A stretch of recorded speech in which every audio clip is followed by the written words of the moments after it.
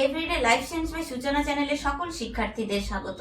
আজকে আবারও এসে গেছি বিভিন্ন ধরনের কম্পিটিটিভ এক্সাম, নার্সিং, জেইর জন্য লাইফ সায়েন্স বিষয়ক জিকে 20 নিয়ে। তো ভিডিওটা স্কিপ না করে দেখতে থাকো এবং চ্যানেলটি সাবস্ক্রাইব করে দাও। তো চলো শুরু করা যাক। Number 1, antiketogenic hormone. এই অ্যান্টিকিটোজেনিক হরমোন কাকে বলা হয় বা কোন হরমোনকে অ্যান্টিকিটোজেনিক হরমোন বলা হয়? Hormone insulin. এই ইনসুলিনকে বলা হয় অ্যান্টিকিটোজেনিক হরমোন। কাকে বলা হয়? ইনসুলিনকে বলা হয় অ্যান্টিকিটোজেনিক হরমোন। নাম্বার 2, ডায়াবেটিস মেলিটাস রোগ হয় কোন হরমোনের কম ক্ষরণের ফলে? ডায়াবেটিস মেলিটাস, এই ডায়াবেটিস মেলিটাস রোগ হয় ইনসুলিনের কম ক্ষরণের ফলে। কোন হরমোন হলো? হরমোন হলো ইনসুলিন। এই ইনসুলিনের কম ক্ষরণে হয় ডায়াবেটিস মেলিটাস। নাম্বার 3, গ্লুকোজ থেকে গ্লাইকোজেন সংশ্লেষের প্রক্রিয়াটাকে কি বলা হয়? গ্লুকোজ থেকে গ্লাইকোজেন, এই গ্লুকোজ থেকে গ্লাইকোজেন সংশ্লেষের প্রক্রিয়াটাকে বলা হয় গ্লাইকোজেনেসিস। কি বলা হয়? গ্লাইকোজেনেসিস। নাম্বার 4, রক্তে শর্করার পরিমাণ হ্রাস করে কোন হরমোন? কি বললাম? রক্তে শর্করার পরিমাণ হ্রাস করে কোন হরমোন? সেই হরমোনটি হলো ইনসুলিন। কি বললাম? রক্তে শর্করার পরিমাণ কম করে বা হ্রাস করে ইনসুলিন। নাম্বার 5, রক্তে শর্করার পরিমাণ বৃদ্ধি করে কি হরমোন? রক্তে শর্করার পরিমাণ বৃদ্ধি করে যে হরমোন সেটি হলো গ্লুকাগন। কি বললাম? রক্তে শর্করার পরিমাণ বৃদ্ধি করে যে হরমোন সেটি হলো গ্লুকাগন। নাম্বার 7, জরুরিকালীন বা সংকটকালীন হরমোন বলা হয় কোন হরমোনকে? কি বললাম? জরুরিকালীন বা সংকটকালীন হরমোন বলা হয় কোন হরমোনকে? জরুরিকালীন বা সংকটকালীন বা আপদকালীন হরমোন বলা হয় হরমোন অ্যাড্রিনালিনকে।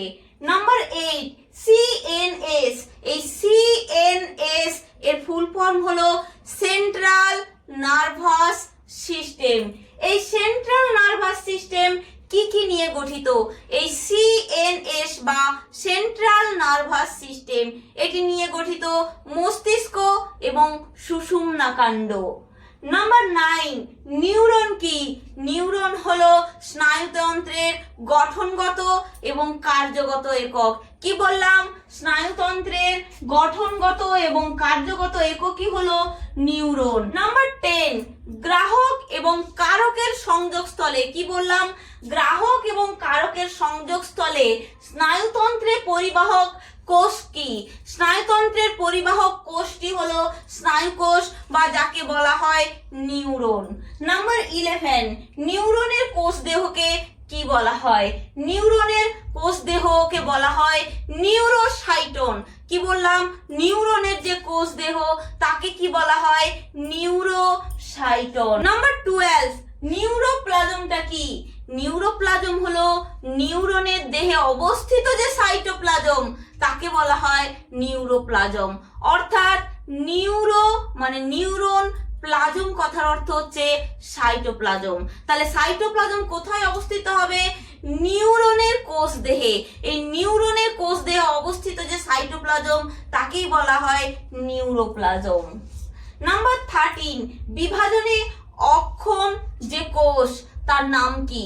বিভাজনে অক্ষম যে কোষ সেটি হলো স্নায়ুকোষ। কি কোষ? স্নায়ুকোষ। এই স্নায়ুকোষ বিভাজনে অক্ষম। নাম্বার 14, নিজল দানা কি কি নিয়ে গঠিত? নিজল দানা যে উপাদান নিয়ে গঠিত সেটি হলো রাইবো নিউক্লিয় প্রোটিন। কি বললাম? রাইবো নিউক্লিয় প্রোটিন দ্বারা গঠিত নিজল দানা। নাম্বার 15, স্নায়ুকোষের কোষ দেহ থেকে নির্গত সূক্ষ্ম সূত্রাকার অংশগুলোকে কি বলা হয়? কি বললাম? স্নায়ুকোষের কোষ দেহ থেকে নির্গত সূক্ষ্ম সূত্রাকার অংশগুলোকে কি বলা হয়? এই সূক্ষ্ম সূত্রাকার অংশগুলোকে বলা হয় প্রবর্ধক। নাম্বার 16, ডেনড্রনের এক একটি শাখাকে কি বলা হয়? ডেনড্রনের এক একটি শাখাকে বলা হয় ডেনড্রাইট। কি বললাম?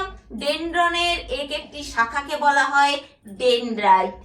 নাম্বার 17, অ্যাক্সনের সাইটোপ্লাজমে কি অনুপস্থিত থাকে? অ্যাকশনের সাইটোপ্লাজমে অনুপস্থিত থাকে নিসল দানা। নাম্বার 18, অ্যাকশনের সাইটোপ্লাজমকে কি বলা হয়? অ্যাকশনের সাইটোপ্লাজমকে বলা হয় এক্সোপ্লাজম। কি বলা হয়? অ্যাকশনের সাইটোপ্লাজমকে বলা হয় এক্সোপ্লাজম। নাম্বার 19, নিউরনের কাজ কি? নিউরনের কাজ হলো স্নায়বিক উদ্দীপনা বহন করা। কি করা? স্নায়বিক উদ্দীপনাকে বহন করাই হচ্ছে নিউরনের প্রধান কাজ। নাম্বার 20, অ্যাকশনকে ঘিরে থাকে যে আবরণী বা অ্যাকশন যে আবরণী দ্বারা আবৃত থাকে সেটি হলো মায়োলিন আবরণী। কি আবরণী? সেটি হলো মায়োলিন আবরণী। তাহলে ভিডিওটি আজকে এখানেই শেষ করলাম। ভিডিওটি কেমন লাগলো অবশ্যই কমেন্ট সেকশনে লিখে জানাও এবং চ্যানেলটি লাইক, শেয়ার, সাবস্ক্রাইব করে পাশে থাকা বেল আইকনটি প্রেস করে দাও যাতে পরবর্তী নোটিফিকেশন তোমাদের কাছে পৌঁছে যায়। ধন্যবাদ।